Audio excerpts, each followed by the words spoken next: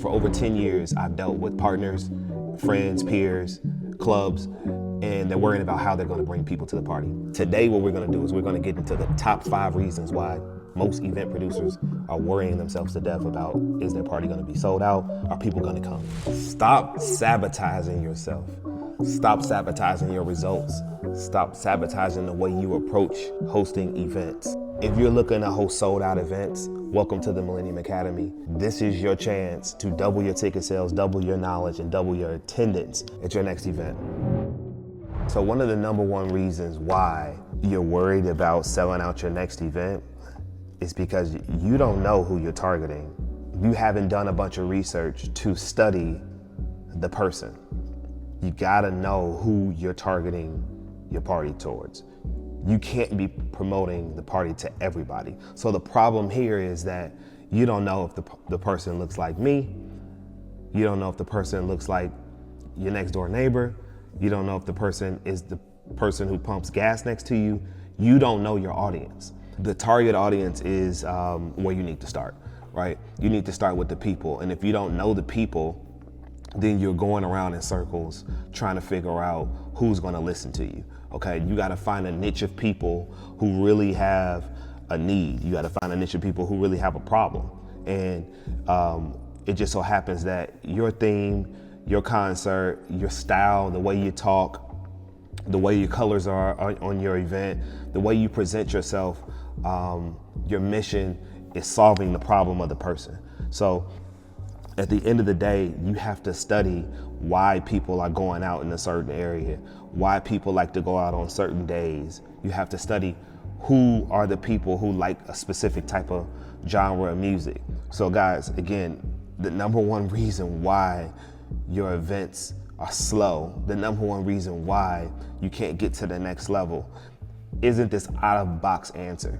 It's just that you need to go back, you need to take a couple steps back and study the people, right? You need to go to parties to learn why the people come.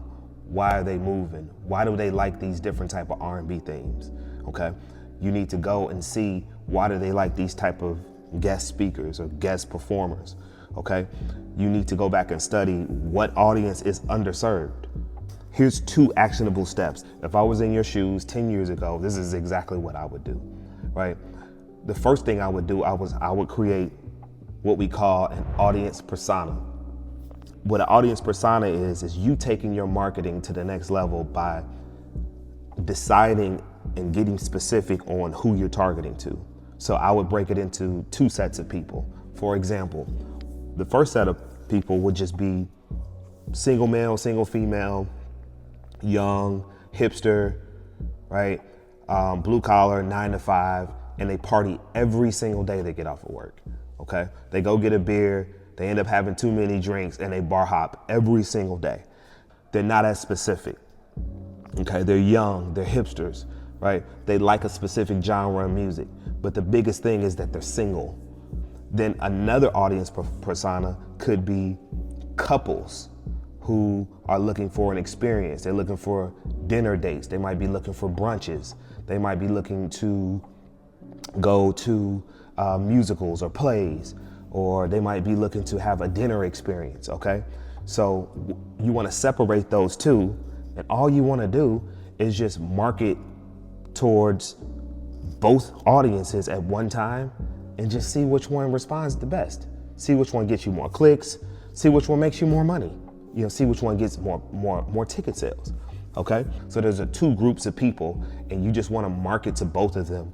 Market your one concept to both of them and just see exactly, you wanna analyze the shares, you wanna analyze the feedback, the notes, the comments.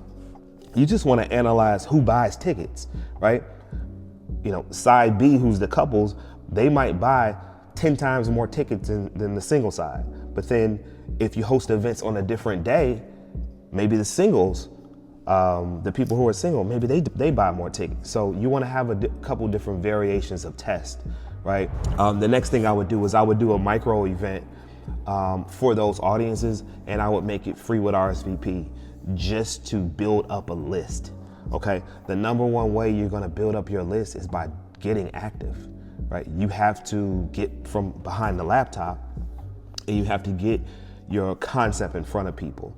By getting your concept in front of people, when they purchase a RSVP, that's no cost, you're going to be collecting data, right? So you got to have that mindset of collecting data and then emailing them different surveys or polls or questions that are fun, interactive, and super short, okay? The second tip I got for you guys today to keep you guys on your feet is timing, right? I'll say it a little bit louder. Marketing timing. It's your synchronization. It's your opportunity, right? And with hosting events, if you miss your window of opportunity, you could miss your beat, right? You could miss your window of opportunity to gain momentum. You could miss your window of opportunity for people to be aware of your event, okay? Guys, there's always gonna be competition. There's always gonna be people who copy your theme or doing something very similar. Hell, it could be a party that's on the same day at the same time. So it's very, very important that you don't start your marketing too late, where your competition has already had the leg up. They already have the best host. They already have the best DJs. They already have the best venue, okay? But you started too late and you're next door and they already have the people that are committed. They already have skin in the game because they have tickets sold. So your marketing timing is really, really, really make or break. Also, you don't want to start too early where people just don't care. You want to start the awareness stage really in the 4 to 6 weeks before the event, and depending on your size of your event, 6 to 8 weeks out, just awareness. One of the answers I want to give you guys is just simple and easy. Have a calendar and have a strategy, right? You have to have a 6 to 8 week calendar on when you're announcing different elements of the event. Most of you right now, a week or two before the event, your strategy and your calendar is release the flyer, release the DJs, put an ad on it, and pray and hope people will come. That ain't gonna work. I hope y'all are listening. You have to have a calendar and a strategy that's releasing different elements of the party each week, right? And the content has to be organic. Some of the content has to be influential, like your peers or important people in the city that are a part of the event. You also have to have an element of surprise, right? And you have to have this urgent, exclusive messaging going into the last 2 weeks of the event. But never mind all of that. You gotta have it down on a calendar. It has to be a plan. And that's the whole point of this tip. In order to stop worrying, stop stressing about your marketing and the timing, the opportunity, you just have to have a game plan, okay? So inside the event cheat codes, we're gonna teach you how to plan a sold out event. We're gonna teach you the best steps. We have 3 strategies that'll teach you how to sell out your event and how to make a consistent $5,000 to $10,000 from hosting your events, okay? So strategy is one of the number one things that will hurt you as well. If you're a new event producer and you don't have strategy, you could just only be focusing on one thing, right? And we all know when you're hosting events, there's a multitude of things to focus on, okay? So guys, in order to host successful events, you have to be organized. And a lot of you guys struggle with organization. So the things that I would tell you guys to do would be to have a team and delegate effectively. So even if you're just getting started, I would reach out to local colleges to get some interns.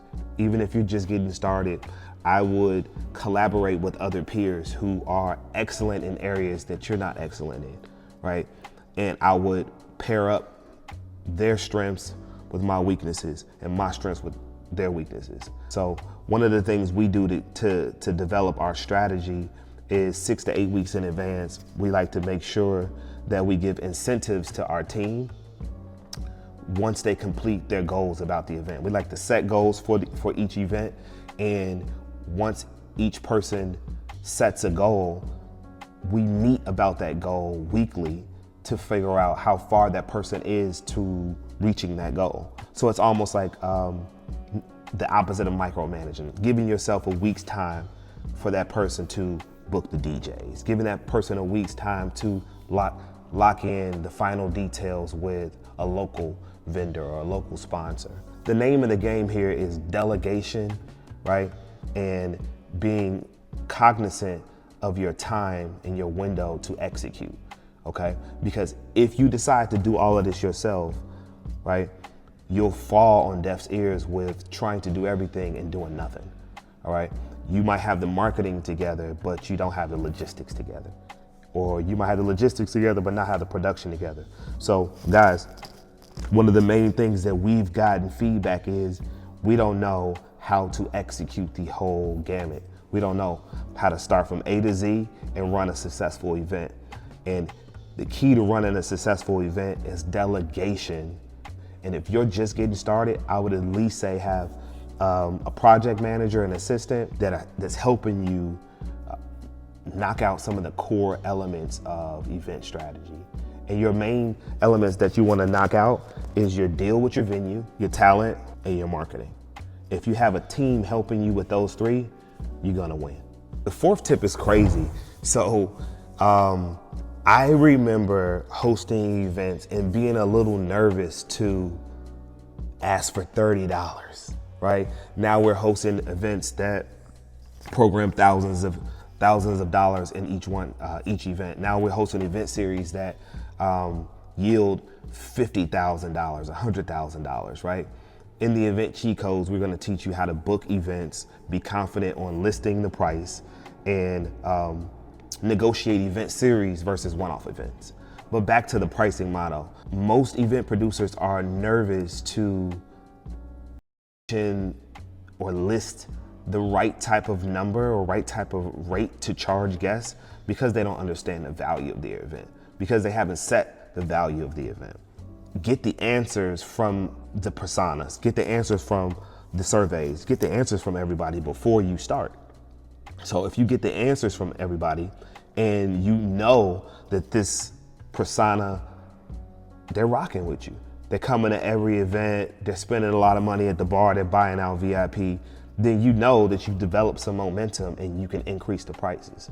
Also, another reason or way you can set the prices is by just doing market research, by going to other events. If you're just throwing some spaghetti at the walls, bullshit theme that doesn't really matter just because you got to hook up with the owner and he'll give you a night for free, right? And you're just testing stuff out without strategy, then your price is definitely not going to work.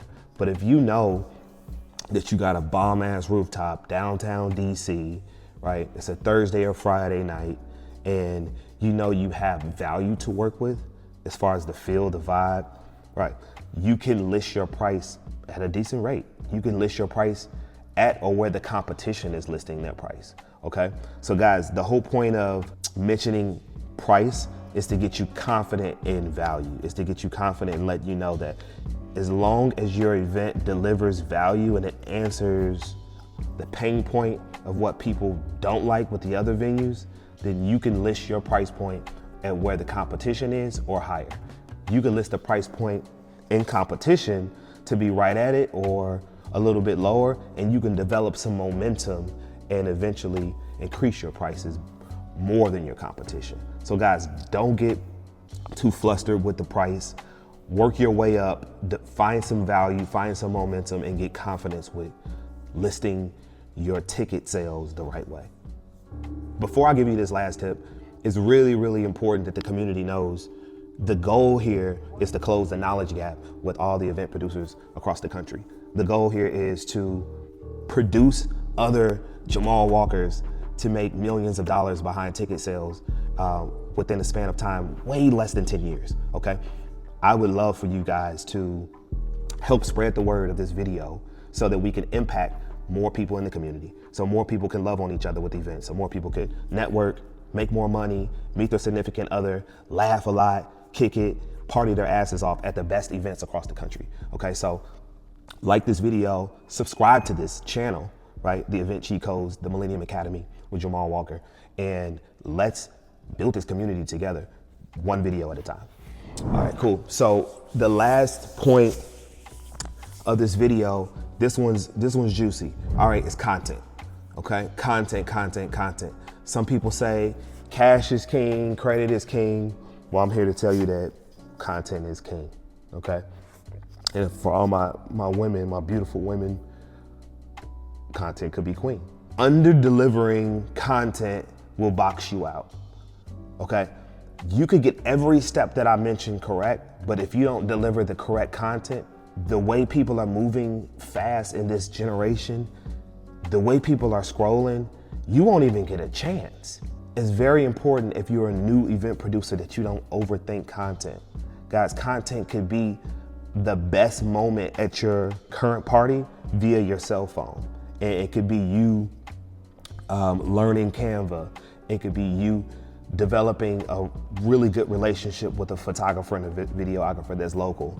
But you cannot put poor content out, right? And the content just has to resonate with the theme and the vibe. It has to feel good, right? If you're doing something called a Black is Beautiful brunch, or if you're doing something called Brunch is Bay, right? You can't put out an event that feels like a nighttime supper club dinner type of vibe, right? If you're putting out something that is an Afrobeat, fun, daytime block party vibe, you can't put out a flyer or videos that are the polar opposite of it from a party in Denver, Colorado, right? So guys, you guys get what I mean by stay on task with your content.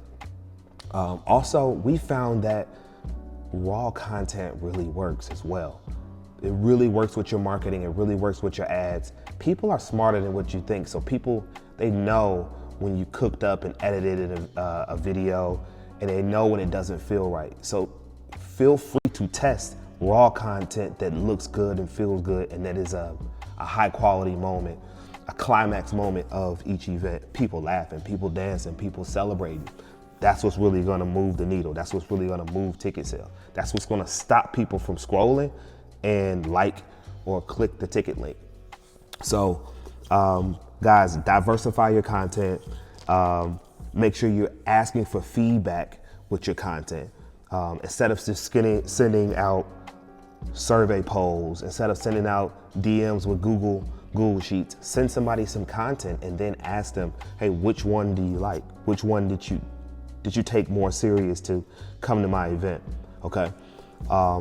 And make sure you guys are A/B testing with your content with Google ads or TikTok ads or Facebook ads. But guys, content is king and content is queen. So take a step back and really, really pick out the top 5 pieces of content, okay? When we sell out an event, we don't just sell it out with one flyer. We don't just sell it out with one video, right? We have a piece of content for awareness. Then we have a piece of content for engagement. Then we have a piece of content for conversions, conversions of people buying tickets, right? So make sure you take that advice that's gold and you do something about it. I don't want you guys to feel like you have to keep worrying about your content. I don't want you guys to keep worrying about selling tickets. That wraps up today's video. You deserve the world. You deserve to sell out your events. You deserve to make money. You deserve to develop community.